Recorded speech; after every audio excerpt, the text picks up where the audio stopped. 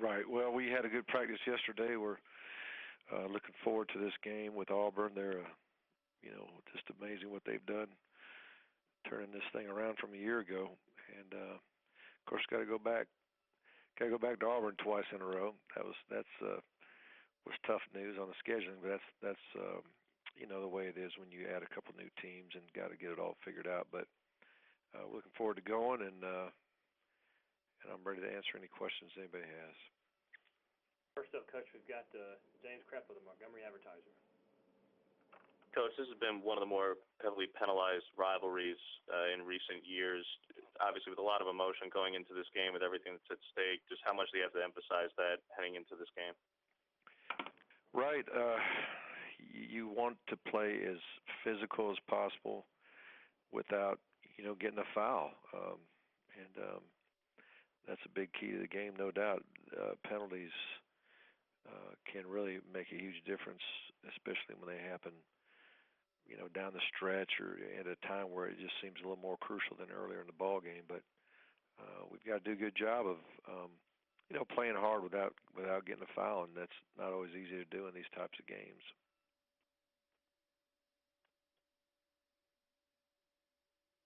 Next is Spencer Tillman of CBS Sports. Mark, I'm curious. Obviously, not much is not known about opponents these days. Plenty of information out there. But when you're facing an unknown quantity, or at least one that's less doing what it typically will do, they're running the ball 84% of the time the last two games, and they've thrown it only 16 times. How's your preparation as a staff? Is there a little bit of angst with respect to that at all, or how do you prepare? Well, first of all, I don't think they're throwing the ball. I don't think they're throwing the ball because they don't have to throw the ball. I think they can throw the ball, and I think that they can throw it well, and we believe that. And we're preparing for that. We're preparing for play action pass. We're preparing for them taking shots and all those types of things that good running teams will do to you. So we've got to be ready for that. But I think they'll go into this game like a lot of their other games, that they'll have a plan to do both. And if the team just cannot slow them down running the ball and they keep moving the chains and scoring points, I don't think they're going to mess around throwing it too much if they don't have to.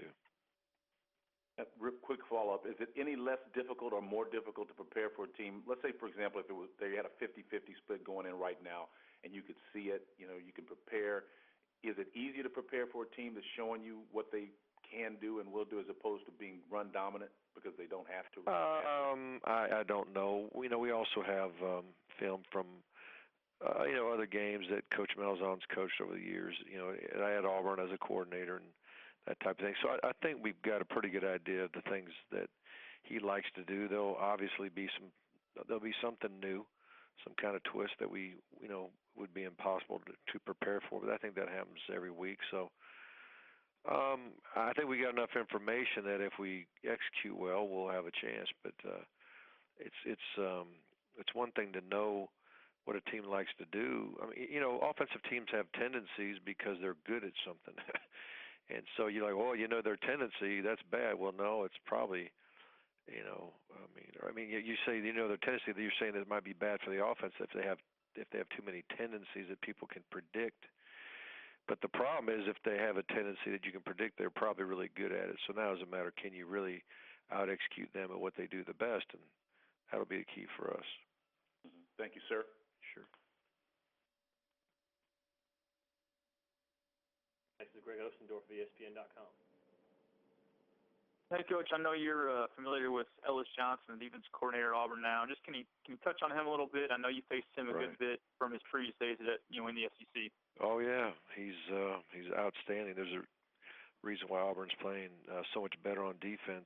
And really, he's got a long history of going to different places and then within the very first season turning that thing around statistically in a big way. And he's done it again here at Auburn. So as much as running the football has been big for Auburn, and Nick Marshall playing great has been big, and just the whole attitude of what Coach Malzahn's brought to the team, the defense has been a big part of this turnaround as well. And one follow-up, is there any concern, just the familiarity? I know Coach Gardner's over at Auburn now, and obviously Ellis Johnson faced you before. Is there any concern that they're familiar with what you're trying to do? Well, I think it goes back to what I was saying before. I think people know what we're going to do, and so can they out-execute us? Same thing with us. Can we out-execute them? After a while, there's really not many secrets. I mean, the reality is we all get each other's film. We get every single game film that we want. So you can't really hide what you do. You could maybe know something, and there may be something in any given week that you can tweak or change that could make a difference. But most everything that there is to learn, you can learn it by watching the film. Thanks, Coach. You're welcome. If there are more questions for Coach Richt, press star 1 now.